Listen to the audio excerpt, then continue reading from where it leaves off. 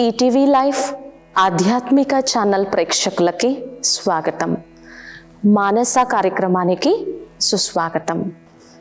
ఈరోజు మనము సత్యం, శివం, సుందరం ఆ ఈశ్వరుని యొక్క అనంతమైనటువంటి మహిమను తెలుసుకొని కొన్ని క్షణాల కోసమైనా సరే ఆ పరమాత్మని యొక్క ప్రేమని, పరమాత్మని యొక్క శక్తిని అనుభూతి చెందుతూ మన జీవితాన్ని కూడా చాలా సత్యంగా, మన జీవితాన్ని కూడా చాలా శుభమయంగా, మంగళమయంగా, మన జీవితాన్ని కూడా చాలా సుందరంగా, మన మనస్సుని కూడా చాలా సత్యంగా చేసుకుందాము.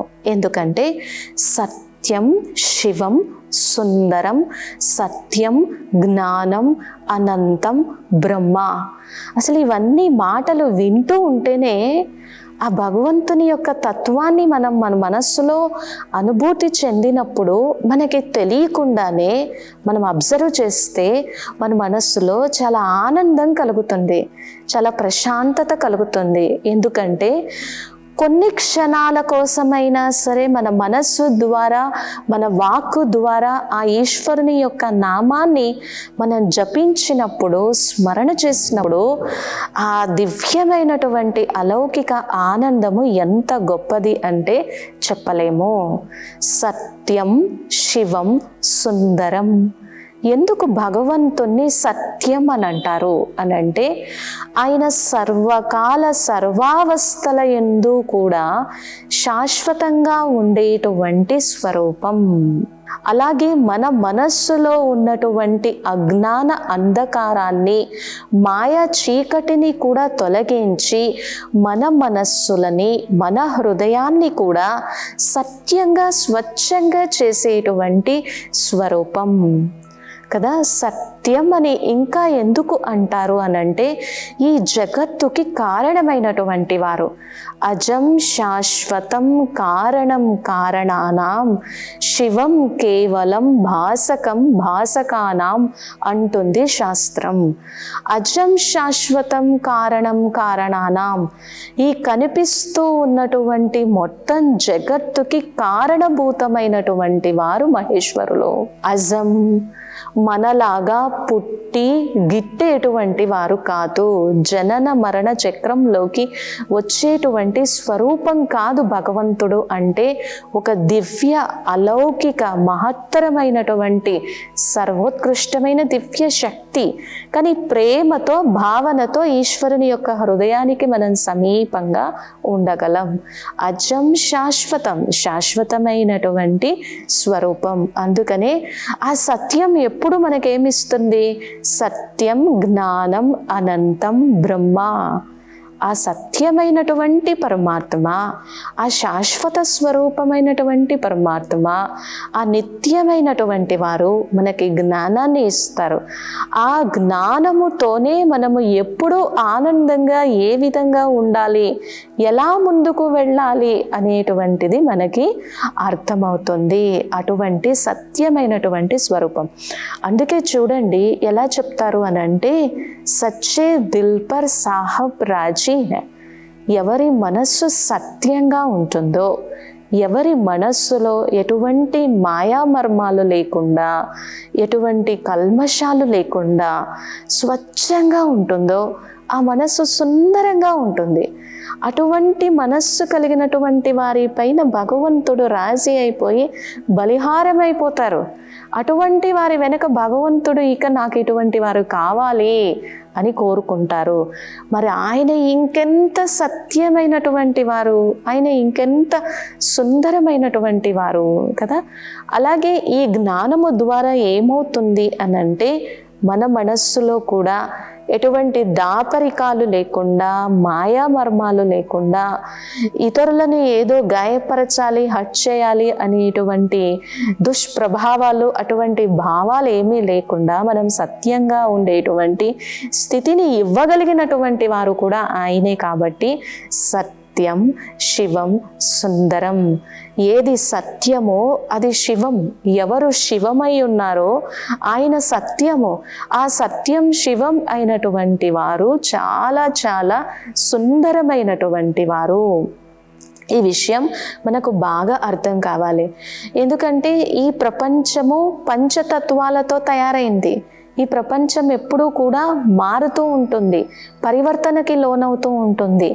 కానీ ఎప్పుడూ పరివర్తనకి లోను కాకుండా సదా సత్యంగా ఉన్నటువంటి వారు ఆ పరమాత్మ, సత్యమైనటువంటి వారు.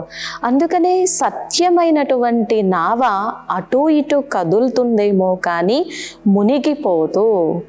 మరి అటువంటి సత్యమైన నావలో కూర్చొని అటువంటి సత్యమైనటువంటి పరమాత్మని పట్టుకున్నప్పుడు మన జీవితం ఎంతో సుందరంగా ఉంటుంది కదా. అంటే కొన్నిసార్లు ఏమవుతుంది, మనం మనసులో ఒకటి పెట్టుకుంటాము, బయట ఇంకొకటి మాట్లాడతాము. మన మనస్సులో ఇతరుల పట్ల చాలా ద్వేషం ఉంటుంది, అసహ్యం ఉంటుంది, ఈర్ష్య ఉంటుంది, కానీ చాలా ప్రేమగా నటిస్తూ ఉంటాము. అంటే లోపల ఒక రూపం కనిపిస్తుంది, బయట ఇంకొక రూపం కనిపిస్తుంది. కానీ సత్యం, శివం, సుందరమైనటువంటి పరమాత్మ యొక్క ఛత్రఛాయలో వచ్చినప్పుడు, ఆ తండ్రి యొక్క అపారమైనటువంటి జ్ఞానాన్ని విన్నప్పుడు లోపల బయట ఒకే రకంగా ప్రవర్తించగలిగేటువంటి ఒక మంచి వ్యక్తిత్వాన్ని మనం తయారు చేసుకోగలము. కావున సత్యం, ఇంకా సత్యమైనటువంటి వారు శివం. ఆ తండ్రి శివం. శివం అని ఎందుకు చెప్తారు అనంటే, శివం అంటే శాస్త్రం ఎలా చెప్తుంది అనంటే మంగళం, శుభం, కళ్యాణం, భద్రం, శ్రేయస్సు, శక్తి, ఆనందము, జ్ఞానము, ఇవన్నీ ఎవరైతే ఇస్తారో ఆయన శివం. శివం అంటే మంగళం. ఎవరి జీవితంలో మంగళం అవసరం లేదు, ఎవరి జీవితంలో శుభం అవసరం లేదు. అందరి జీవితంలో మంగళం కావాలి కదా, అందరి జీవితంలో శుభం కావాలి కదా, ఆనందం కావాలి కదా. సో అటువంటివి ఇచ్చేటువంటి వారు తండ్రి శివం. మన జీవితంలో ఏ కళ్యాణం జరగాలి అనన్నా, ఏ మేలు జరగాలి అనన్నా దానికి కారణభూతమైనటువంటి వాడు ఈశ్వరుడు. సో ఇప్పుడు మనకి ఉదాహరణ కోసం మన ఇంట్లో ఏదైనా ఒక చక్కటి శుభకార్యం జరిగింది అనుకుందాం. ఆ చక్కటి శుభకార్యం జరగడానికి కావలసినటువంటి యోగ్యతాపూర్వకమైనటువంటి ఆ స్థితి కానీ, ఆ వైబ్రేషన్స్ కానీ, వాటన్నింటినీ మనకి ప్రసాదించేటువంటి వారు శివుడు. కాబట్టి శుభం, కళ్యాణం, మంగళం కావాలి. జీవితం అంటే ఏదో 2 రోజులు, 3 రోజులు, 4 రోజులు, 5 రోజులు కాదు కదా. ఈ జీవితం చాలా విలువైనది. ఈ జీవితాన్ని ఊరికే అనవసరంగా భోగ విలాసంలోనూ, భోగ లాలసతను ఇదే శాశ్వతం అనుకొని కూర్చోవటం కాదు కదా. భగవంతుని యొక్క మహాతత్వాన్ని తెలుసుకొని ఈ జీవితాన్ని చాలా చరితార్థకం చేసుకొని మనల్ని మనం చరిత్రవంతులుగా చేసుకోవటం, దాంట్లోనే కదా శుభం ఉంది. అల్పకాలిక వస్తు వైభవాలలో తాత్కాలికమైనటువంటి సుఖం ఉంది అని రియలైజేషన్ చేయించి అటువంటి జ్ఞానాన్ని ఇచ్చి తద్వారా మన జీవితంలో శుభాలను కలుగు చేసేటువంటి శివం. ఉదాహరణ కోసము మనకి ఏదైనా ఒక స్వీట్ అంటే ఇష్టం, అది బాదుషా కావచ్చు, జాంగ్రీ కావచ్చు, ఏదైనా ఇష్టం, చాలా ఇష్టం కదా. మనం ఫస్ట్ స్వీట్ తినేటప్పుడు ఎలా తింటాము? చాలా ఇష్టంగా, ఎంత బాగుంది, ఎంత చక్కగా ఉంది, ఎంత మధురంగా ఉంది అని తింటాం. రెండోసారి అదే స్వీట్ తినేటప్పుడు ఫస్ట్ టైం ఫీల్ అయినంత ఆనందాన్ని మనం ఏం ఫీల్ అవ్వం. మూడోసారి తినేటప్పుడు ఆ స్వీట్ ఎలా అనిపిస్తుంది? లోపల నుంచి ఇక మన మనస్సు కానీ, మన బ్రెయిన్ కానీ చెప్తుంది ఇంకా చాలు చాలు. ఇక 4th టైం 5th టైం తినేటప్పుడు ఎలా అనిపిస్తుంది? వెగట్ అనిపిస్తుంది, విరక్తి అనిపిస్తుంది, ఇక స్వీట్ వద్దనిపిస్తుంది. ఇంకా బలవంతంగా 6th టైం కూడా తిన్నాము అనుకోండి, ఏం చెప్తాం? ఇంకా నాకు అసలు స్వీట్స్ వద్దు, నేను తిన్నా అని చెప్తా. అంటే అల్పకాలికమైనటువంటి వస్తువులతో వచ్చేటువంటి ఆనందము, ఈ ఆనందము లేదా సుఖం వెనుక దుఃఖం ఉంటుంది అనేటువంటి రియలైజేషన్ మనకు చేయించి తద్వారా జ్ఞానాన్ని ఇచ్చి మనల్ని త్రినేత్రిగా, త్రికాలదర్శిగా చేసి మన జీవితంలో భూత, వర్తమాన, భవిష్యత్తు కాలాలను కూడా చూడగలిగినటువంటి దివ్య నేత్రాన్ని ఇచ్చి ఈ జీవితం కేవలము 2-3 రోజుల కోసము, వాగ్వివాదాల కోసము, గొడవల కోసము, మనస్పర్ధల కోసము కాదు. ఈ జీవితం ఎంత వాల్యుబుల్ అనేటువంటి జ్ఞానాన్ని ఇచ్చి తద్వారా మన జీవితంలో శుభం కలిగేలా చేసేటువంటి మంగళమైన దివ్య పవిత్ర స్వరూపం ఎవరైతే ఉన్నారో ఆ మహాశక్తికి శుభం. అంటే ఇక్కడ భగవంతుడు ఒక్కరే. కృష్ణుడు అని పిలిచినా కూడా అలౌకికమైన నిరతిశయమైనటువంటి ఆనంద స్వరూపమే. భగవంతుడిచ్చేది ఆనందం, భగవంతుడిచ్చేది శాంతి, భగవంతుడిచ్చేది ఎప్పుడూ శుభం కలగాలి, భగవంతుడిచ్చేది మన జీవితంలో మనం ఉన్నతి పొందడానికి కావలసినటువంటి బుద్ధి బలాన్ని ఇచ్చేవారు. కావున శివము అంటే మంగళం, శుభము, భద్రము. మన జీవితంలో ఈరోజు మనం చాలా మందిని చూస్తున్నాము. చాలామంది ఎలా, మా దగ్గర అన్నీ ఉన్నాయి, బ్యాంక్ బ్యాలెన్స్ ఉంది, మంచి పరివారం ఉంది, అన్నీ ఉన్నాయి, కానీ లోపల మనస్సులో హ్యాపీనెస్ లేదు, సంతుష్టత లేదు. ఈ మధ్య ఎక్కువగా ఇట్లాంటి కంప్లైంట్స్ వింటూ ఉన్నాం. అన్నీ ఉన్నాయి, ఎందుకు సంతుష్టత లేదు అని అంటే, అవన్నీ సంపాదిస్తూ ఆ ధనాన్ని సంపాదిస్తూ, ఆస్తులు సంపాదిస్తూ, ప్రాపర్టీ సంపాదిస్తూ మనం స్ట్రెస్తోనూ, టెన్షన్తోనూ, ఒత్తిడితోనూ, సంఘర్షణతోనే సంపాదిస్తూ వచ్చాము. ఏ రోజు మన మనస్సుని స్థిమితం చేసుకొని, ప్రశాంతం చేసుకొని మనం సంపాదించలేదు. అందుకనే అన్నీ సంపాదించినప్పటికీ కూడా ఈరోజు మనము కంప్లైంట్ ఏం చేస్తున్నాము, నేను సంతోషంగా లేను, నేను హ్యాపీగా లేను, నేను ఆనందంగా లేను అంటున్నాం. సో అటువంటి ఆనందం ఎప్పుడు దొరుకుతుంది, ఎక్కడ దొరుకుతుంది అని అంటే అది భగవంతుని దగ్గర దొరుకుతుంది. మన హృదయంలో ఆయన స్వరూపాన్ని మనం పెట్టుకున్నప్పుడే దొరుకుతుంది. ఇదే గ్రేట్ రియలైజేషన్. అందుకనే దీన్ని ఏమంటారు, సెల్ఫ్ రియలైజేషన్ అని అంటారు. సో సత్యం శివం. ఎందుకు ఆయన శివం అనంటే, మనకి జ్ఞాన నేత్రాన్ని ఇస్తారు, మనల్ని త్రినేత్రిగా చేస్తారు, మనల్ని త్రికాలదర్శిగా చేస్తారు. ఏ జ్ఞానం ఇస్తే మన జీవితంలో అశుభాలని తొలగించుకొని, విఘ్నాలను తొలగించుకొని నిర్విఘ్నంగా ఉండగలమో అటువంటి జ్ఞానాన్ని ఇచ్చేటువంటి జ్ఞానప్రదాత. అందుకనే భక్తిలో ఎంత బాగా చెప్తారు అనంటే, శివ పూసాం యో నరో నిత్యం కుర్యాత్ భక్త్యా సమాహిత అష్టకష్టాత్ ప్రముచ్యేత స నరనాత్రో సంశయ. ఇక్కడ భగవంతుడు ఒకరే, అది బాగా మనం గుర్తుపెట్టుకోవాలి. ఇక్కడ శివుడు అని కాదు, ఈశ్వరుడు ఒక్కరే, పరమేశ్వరుడు ఒక్కరే. శివ పూసాం యో నరో నిత్యం కుర్యాత్ భక్త్యా సమాహిత. ఎవరు వాళ్ళ మనస్సుల్లో, వాళ్ళ హృదయాలలో భక్తి అనేటువంటి ప్రేమని, భక్తి అనేటువంటి దీపాన్ని వెలిగించుకొని నిత్యము కొన్ని క్షణాల కోసమే, రోజంతా 24 గంటలు మనం చేయలేము, అంత శక్తి మనకు లేదు. కొన్ని క్షణాల కోసమైనా ఆ ఈశ్వర ధ్యానం, ఆ పరమేశ్వర ధ్యానం, ఆ అర్చన, ఉపాసన ఎవరైతే చేస్తారో, శివ పూసాం యో నరో నిత్యం కుర్యాత్, భక్తితో చేయాలి.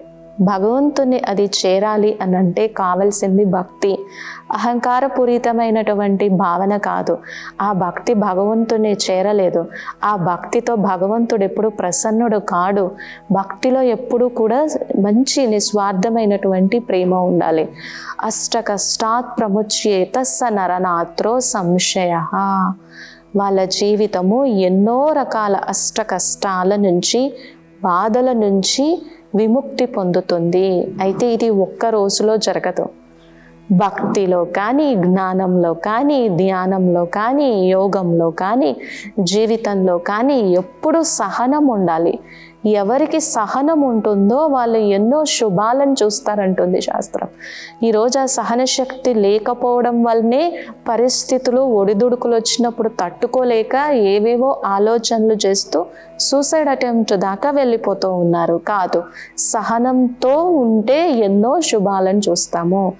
ఎవరు సహనంతో ఉంటారో వాళ్ళు పరీక్షలో నెగ్గుతారు. కాబట్టి అష్ట కష్టాత్ ప్రముచ్యేత, అనేక రకాల అష్ట కష్టాల నుంచి కూడా వాళ్ళ జీవితము విముక్తి పొంది ఎంతో సుభిక్షంగా ఉంటుంది. కాబట్టి ఆయన్ని శివం. ఇక లాస్ట్లో సుందరం. ఈరోజు సుందరత అంటే దాని అర్థం మారిపోయింది. ఈరోజు సుందరత అంటే ఫేషియల్ బ్యూటీ అనుకుంటున్నాం. ఈరోజు సుందరత అంటే చక్కటి డ్రెస్ అనుకుంటున్నాం. ఈరోజు సుందరత అంటే అలంకరణ అనుకుంటున్నాం. 70 ఏళ్ళు వచ్చినా కానీ ఇంకా చాలా సుందరంగా ఉండాలి అనుకుంటున్నాం. అది కాదు. ఇక్కడ సుందరత అంటే ఇంటర్నల్ బ్యూటీ, ఆంతరంగిక సౌందర్యము, దివ్య గుణాలతో కూడినటువంటి సౌందర్యము. ఎవరి హృదయము ప్రేమమయంగా ఉంటుందో వాళ్ళు అత్యంత సౌందర్యవంతులు. ఎవరి హృదయం శాంతిగా ఉండి అందరికీ ఆశీర్వాదాలు ఇచ్చేటువంటి గుణం కలిగి ఉంటుందో వాళ్ళే సౌందర్యవంతులు. అందుకని పరమేశ్వరుడికి సుందరేశ్వర స్వామి అనేటువంటి పేరుంది. ఎందుకు సుందరేశ్వర స్వామి అనేటువంటి పేరుంది అంటే, ఎవరైతే ఆయన్ని సమీపిస్తారో, ఎవరైతే తండ్రి నీవు ఉన్నావు కదా అని భగవంతుని దగ్గరకు వెళ్తారో వాళ్ళ జీవితంలో ఉన్నటువంటి చెడు కానీ, మాయా మర్మాలు కానీ, అవగుణాలు కానీ, దుర్గుణాలు కానీ తొలగిపోయి వాళ్ళు ఎంతో సుందరంగా అవుతారు. వాళ్ళ జీవితాన్ని ఎంతో సుందరంగా తయారు చేస్తారు. వాళ్ళ వ్యక్తిత్వము ఎంతో సుందరంగా అవుతుంది. మనం ఒక గార్డెన్లోకి వెళ్ళినప్పుడు ఒక పువ్వు నుంచి, పుష్పం నుంచి ఎంత సుగంధం, సువాసన వస్తూ ఉంటే ఆ పరిమళాలన్నిటినీ కూడా స్వీకరిస్తూ మనం ఎంత ఆహ్లాదాన్ని, ఆనందాన్ని పొంది దాన్ని తీసుకొచ్చి భగవంతుని పూజలో సమర్పణ చేసి తర్వాత మనం మళ్ళీ పెట్టుకొని ఎంత సంతోషపడతాం కదా. ఒక పుష్పమే, ఒక స్థూలమైనటువంటిదే, అది ఎంతో ఆనందాన్ని ఇస్తుంది కదా. అలాగే మన జీవితంలో కూడా మంచి గుణాలు, సత్ప్రవర్తన, నిష్కల్మషమైనటువంటి మనస్సు, దాపరికాలు లేనటువంటి మనస్సునే సుందరము అని చెప్తారు. అందుకనే సత్యం, శివం, సుందరం. ఆ ఈశ్వరుని పట్టుకోవడం వలన ఏమవుతుంది? అసత్యం నుండి సత్యం వైపుకి, అనగా అసతోమ సత్కమయ, తమసోమ జ్యోతిర్గమయ, మృత్యోర్మ అమృతంగమయ. అసత్యము నుంచి సత్యం వైపుకి, అశాంతి నుంచి శాంతి వైపుకి, దుఃఖం నుంచి సుఖం వైపుకి, విషయ వికారాల నుంచి సద్గుణాలు, దివ్య గుణాల వైపుకి, మృత్యువు నుంచి అమృతతుల్యమైనటువంటి స్థితి వైపుకి తీసుకెళ్ళేటువంటి పరమశాంతి సాగరుడు మూర్తి సత్యం, శివం, సుందరం. ఈ రకంగా మన జీవితాన్ని ఎంతో ఉన్నతంగా తీర్చిదిద్దుతారనమాట. అలాగే సత్యంగా ఉండేటువంటి వాళ్ళు ఎప్పుడు కూడా సంతోషంగా ఉంటారు. ఈరోజు మనము భక్తి మార్గాన్ని అనుసరించేటువంటి వాళ్ళని చూసినా, జ్ఞాన మార్గాన్ని అనుసరించేటువంటి వాళ్ళని చూసినా, ధ్యాన మార్గాన్ని అనుసరించేటువంటి వాళ్ళని చూసినా వాళ్ళ జీవితం ఎంతో సత్యంగా, ఎంతో ట్రాన్స్పరెంట్గా ఉంటుంది.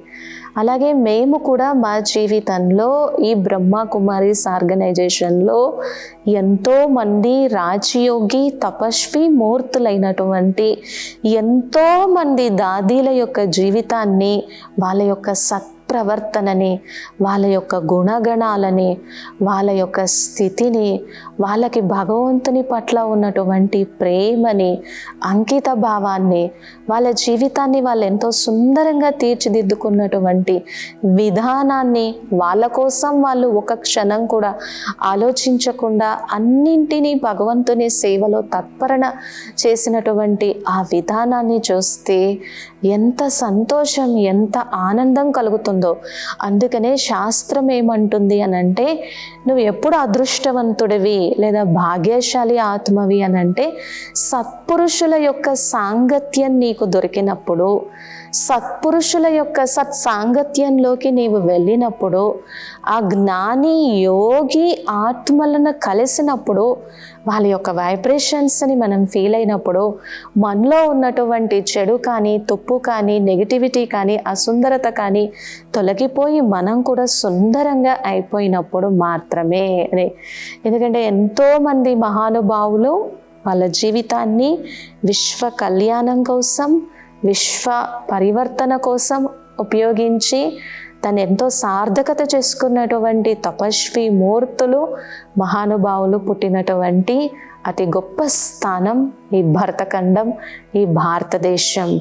దదీచి లాంటి ఋషి, దదీచి లాంటి మహర్షి, ధ్రువుడు లాంటి తపస్వి మూర్తులు పుట్టినటువంటి అతి గొప్ప దేశం ఈ భారతదేశం అన్నమాట. ఈ శక్తి అంతా వాళ్ళకి ఎక్కడి నుంచి వచ్చింది? ఆ త్యాగశీలత, ఆ పరోపకారత వాళ్ళకి ఎక్కడి నుంచి వచ్చింది? ఈశ్వరుణ్ణి ఆశ్రయించకుండా, ఈశ్వరుణ్ణి మనస్సులో ధ్యానం చేయకుండా ఎవరి జీవితంలోకి ఆ శక్తి రాదు. కాబట్టి సత్యం, శివం, సుందరం అంటూ అంటూ అంటూ ఆ ఈశ్వరుని యొక్క స్మృతి చేస్తూ, ఆ ఈశ్వరుని స్మరిస్తూ ఉంటే హాయిగా అసత్యం యొక్క నావ నుంచి బయటికి వచ్చేసి సత్యం అనేటువంటి నావలో కూర్చొని మన మనసులో ఉన్నటువంటి అనేక రకాల కన్ఫ్యూజన్స్ని తొలగించుకోగలము. అందుకనే సత్యం, జ్ఞానం, అనంతం బ్రహ్మ అంటారు. సత్యమేవ జయతే. సత్యానికి, ధర్మానికి, ధర్మానికి సత్యానికి అవినాభావ సంబంధం ఉంది. ఆ గుణాలన్నింటినీ మనకిచ్చినటువంటి వాడు పరమాత్మ. కాబట్టి ఆయనే సమీపించడం వలన ఫస్ట్ మన మనస్సుని అసత్యం నుంచి సత్యం వైపుకి చేసుకోగలము, సుందరంగా తీర్చిదిద్దుకోగలం. ఈరోజు ఈ ఎపిసోడ్లో సత్యం, శివం, సుందరం గురించి ఎన్నో ముఖ్యమైనటువంటి అంశాలను తెలుసుకున్నాము. మరొక ముఖ్యమైనటువంటి దివ్య అంశంతో నెక్స్ట్ ఎపిసోడ్లో కలుద్దాం.